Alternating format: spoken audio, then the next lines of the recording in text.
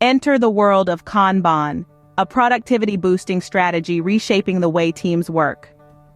Originating from Japan, this strategy is all about visualizing the workflow, limiting work in progress, and maximizing efficiency. Kanban stands on 3 pillars: visualize your work, limit your work in progress, and enhance flow. By creating a Kanban board, you give your team a clear view of tasks, their progress, and potential bottlenecks. It's like having a bird's eye view of your entire project. But how does it tie in with objectives and key results, you ask? Well, Kanban's visual nature makes it the perfect tool to track your team's progress towards key results. Each task card on your Kanban board represents an action towards achieving your objectives. And remember, the key to Kanban is limiting work in progress. This reduces overload and allows for a smoother, more efficient workflow. So if you're looking to supercharge your team's productivity, give Kanban a try.